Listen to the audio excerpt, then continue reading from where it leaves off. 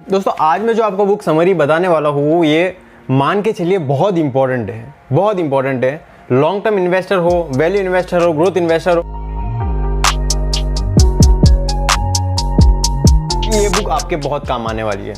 तो शुरुआत करते हैं। मैं 5 चीज़ें बताने वाला हूँ, 5 ऐसी चीज़ें जो कि इस बुक में मेनली 80% ऑफ दी कंटेंट है वो कवर कर लेती है। तो शुरुआत करते हैं इंट्रोडक्शन से। कैपिटल ग्रुप एक बहुत बड़ा हेज फंड ग्रुप हुआ करता था, करीबन ये 1965 की बात है अमेरिका में। उस वक्त वहाँ पे एक हेज फंड मैनेजर थे, उनका नाम था रॉबर्ट कर्वी। रॉबर्ट कर्वी में कॉफी कैन इन्वेस्टिंग पे पेपर लिखा था 1985 में। तो मैं बात कर रहा हूँ 1965 जहाँ पे शुरुआत हुई इस चीज़ की।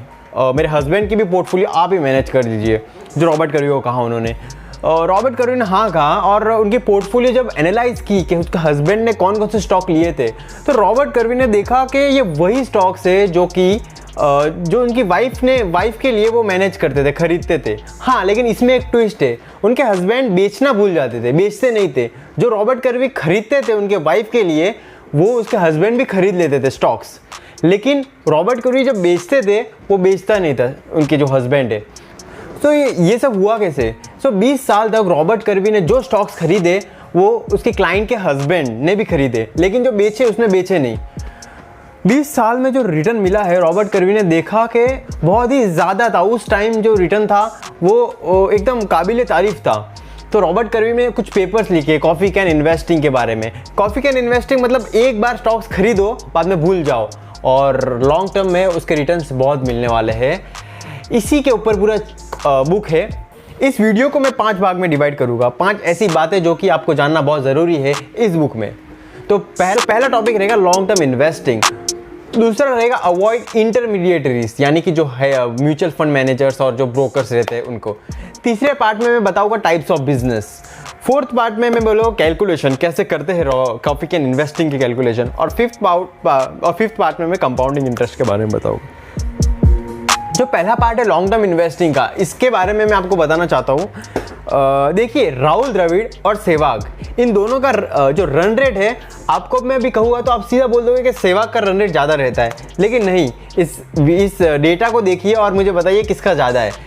द्रविड़ का रन रेट ज़्यादा है। क्यों? क्योंकि वो डिफेंसिव खेलता था, और यानी कि मैं इसका इन्वेस्टिंग और ट्रेडिंग से कंपेयर कर सकता हूँ। देखिए, लॉन्ग टर्म इन्वेस्टिंग में क्या होता है कि आप कुछ स्टॉक्स को, अच्छी कंपनीज को बहुत टाइम तक होल्ड करके रखते हो। तो इसका मतलब ये नहीं कि आपको कम रिटर्न मिलेंगे, आपको बहुत ही ज़्यादा रिटर्न मिलने वाले हैं। बस आप छोटे जो एक साल के प्रॉफिट है उसमें मत घूम जाइएगा। बड़े बड़े इन्वेस्टर सब लॉन्ग टर्म इन्वेस्ट करके ही बड़े बने हैं। कितने भी रिचेस्ट मैन ऑफ दी आप दुनिया के सबसे अमीर इंसान भी ले लोगे तो डायरेक्टली या इनडायरेक्टली शेयर मार्केट में ही इन्वेस्ट करते हैं। डायरेक्टली यानी कि वॉरेन बफेट, इनडायरेक्टली यानी कि जो फाउंडर होते हैं, तो वो सब लॉन्ग टर्म इन्वेस्टिंग से बने, या ना कि कोई ट्रेडिंग और ये सब से। तो मैं मेरे टॉपिक पे आता हूँ। 1988 में बर्कशायर हैथवे की जो लेटर्स है वॉरेन बफेट जो लिखा करते हैं हर साल, उसमें एक क्वेश्चन को एड्रेस किया वॉरेन बफेट ने इस क्वेश्चन को एड्रेस किया कि how long should we invest in stock market, how long should we hold a stock. तो वॉरेन बफेट का सिंपल सा जवाब था फॉर एवर, यानी कि आपको लगता है तब तक इन्वेस्ट करिए। पहली बात तो इन्वेस्ट ऐसी कंपनी में करिए जिस कंपनी का बिजनेस आपको समझ में आता है। वॉरेन बफेट की जो इन्वेस्टमेंट है सब लॉन्ग टर्म है। कोको कोला को ले लीजिए, जिलेट को ले लीजिए, सब लॉन्ग टर्म इन्वेस्टमेंट है।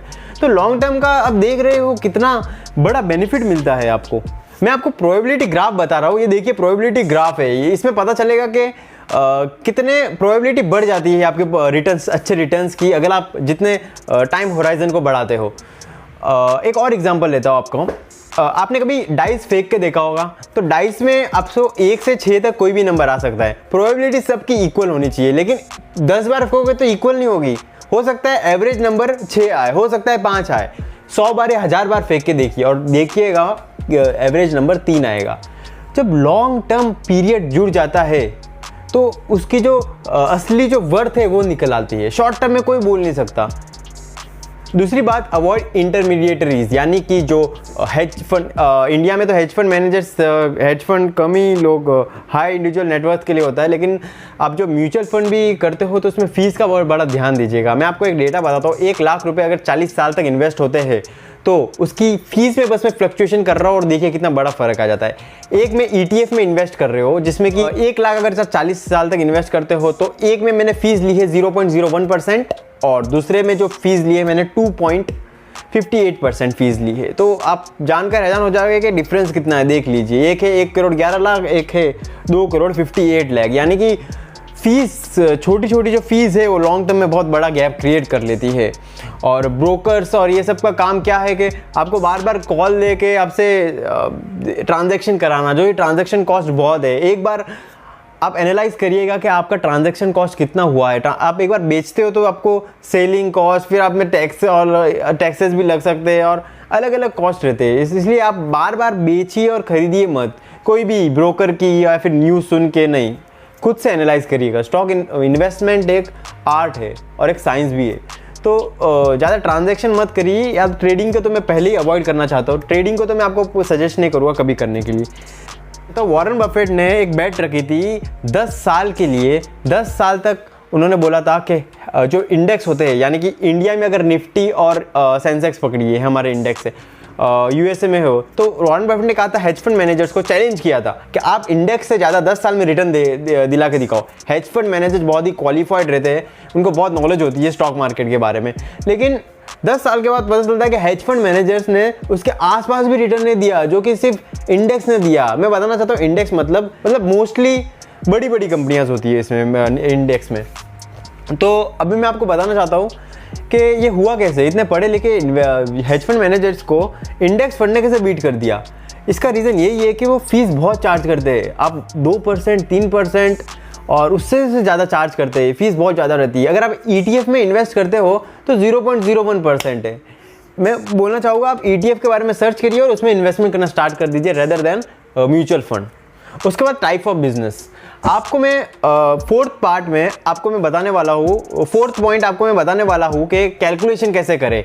लेकिन वो कैलकुलेशन से पहले मैं आपको ये बताऊँगा कि बिजनेस कौन सा होना चाहिए। आप देखिएगा 3 टाइप के बिजनेस होते हैं। एक होता है जिसमें हाई कैपिटल लगती है और बहुत कम रिटर्न देते हैं, जैसे टेलीकॉम सेक्टर। एक होता है जो मीडियम कैपिटल लगती है और रिटर्न भी उतना ही देते हैं, बैंक्स, HDFC बैंक पकड़ लो फॉर एग्जाम्पल। और एक ऐसे बिजनेस होते हैं जिसमें कैपिटल बहुत कम लगती है लेकिन रिटर्न बहुत ज़्यादा देते हैं, जैसे कि गूगल। तो देखिएगा आप ऐसी कंपनीज के हिसाब से फिर अपनी स्ट्रेटेजी बनाइएगा, वरना फिर आप कौन सी कंपनी चूज़ करोगे बाद में रिटर्न कंपेयर इससे मत करना, उसके सेक्टर वाइज कंपनी में आपको रिटर्न चेक करने हैं। उसके बाद मैं आपको बोलना चाहता हूँ कि 4 बातों का ध्यान रखिएगा। कंपनी B2C रहे तो ज़्यादा अच्छा होता है। B2C कंपनी, अगर कर्जा बहुत कम होना चाहिए कंपनी में, कर्जे वाली कंपनी डूब जाती है ज़्यादातर, देखा गया है। तीसरा बात, साइक्लिकल बिजनेस नहीं होना चाहिए, नॉन साइक्लिकल बिजनेस हो तो ज़्यादा अच्छा है। और चौथी बात, उसके जो इंटेंजिबल एसेट्स है वो हो सके तो इतना स्ट्रांग होने चाहिए। इंटेंजिबल, मैं कोको कोला की बात करूँ, उसका इंटेंजिबल एसेट ही उसकी कंपनी के नेटवर्क से ज़्यादा हो जाएगा। तो इंटेंजिबल एसेट बहुत ही इंपॉर्टेंट है। तो अभी मैं आपको कैलकुलेशन पार्ट पे आता हूँ, यानी कि 4th पॉइंट। तो बेसिकली कैलकुलेशन के लिए आपको 3 फिल्टर से कंपनीज को फिल्टर करना है। 3 फिल्टर है। फाइनेंशियल कंपनीज के लिए अलग है, उसका मैं डिस्कस नहीं करूँगा। आप नॉर्मल कंपनीज के लिए बात कर लिए, नॉन फाइनेंशियल कंपनीज। 3 में से सबसे पहले आपको देखना है कि उसका जो मार्केट कैपिटलाइजेशन है, मार्केट कैप, वो 100 करोड़ से ऊपर होना चाहिए। उसके बाद आपको देखना है कि उसकी जो रेवेन्यू ग्रोथ है, पिछले 10 साल की रेवेन्यू ग्रोथ 10% से ऊपर होनी चाहिए हर साल। उसके बाद आपको देखना है कि रिटर्न ऑन कैपिटल एम्प्लॉयड 15% से ऊपर होना चाहिए पिछले 10 साल से। अभी आपका क्वेश्चन ये होगा कि रिटर्न ऑन कैपिटल एम्प्लॉयड 15 ही क्यों और रेवेन्यू ग्रोथ 10 ही क्यों? इसका मैं आपको रीज़न बता देता हूँ। देखिए, रिटर्न ऑन कैपिटल एम्प्लॉयड 15 इसीलिए क्योंकि 8% तो हम रिस्क फ्री रिटर्न मान के चलते हैं कि इतना तो रिटर्न मिलना ही है। उसके बाद 4% हम इक्विटी में इन्वेस्ट करने का रिस्क प्रीमियम ले रहे हैं, इक्विटी में इन्वेस्ट करने का। उसके बाद 2% एक्स्ट्रा इसलिए ऐड कर किया क्योंकि देखिए, क्रेडिट एजेंसी हर एक कंट्री में एक क्रेडिट इफेक्ट देती है, यानी कि इंडिया का 2 से 3% है, यूएसए का बहुत कम रहेगा। यानी कि कंपनीज की हालात के तौर पे ये परसेंटेज डिसाइड होता है। अगर कम परसेंटेज है यानी कि रिस्क कम है, इसलिए कम परसेंटेज है।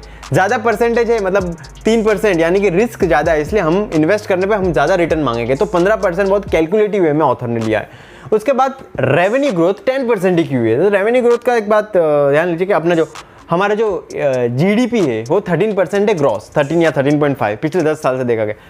अगर मैं उसको नेट कर दूं तो इन्फ्लेशन को हटा के तो 9-10% हो जाता है। तो इतनी रेवेन्यू ग्रोथ तो मिनिमम चाहिए ही पिछले 10 साल में। तो इस कंपनीज को फिल्टर करने के बाद आपको ज़्यादा नहीं मिलेगी, 15, 20 या 10 इतनी कंपनीज मिल जाएगी।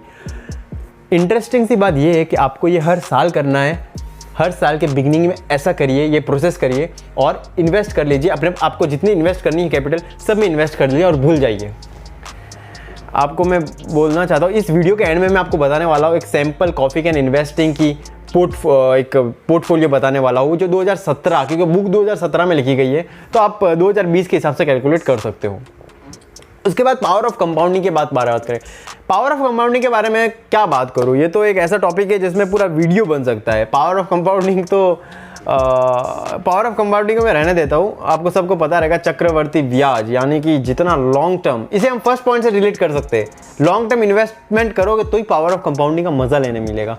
तो ये सब इंटर रिलेटेड पॉइंट बोल सकते हैं। एक नॉर्मल जो इन्वेस्टर है जिसको बिजनेस समझना है और आप बिजनेस समझते हो, बैलेंस शीट पढ़ते हो, तो आप ही के लाइफ में भी ये इंप्रूवमेंट हो गया। आपके स्किल्स बढ़ा रहे हो आप जब कोई बिजनेस करना चाहोगे या फिर कभी कभी काम आओगे तो आप कभी कोई ऐसा कुछ सिचुएशन आ गया जिसमें आपको फाइनेंशियल नॉलेज बहुत ज़रूरी है, तो ट्रेडिंग के बजाय मैं कहूँगा कि बुक्स पढ़िए इन्वेस्टमेंट के रिलेटेड।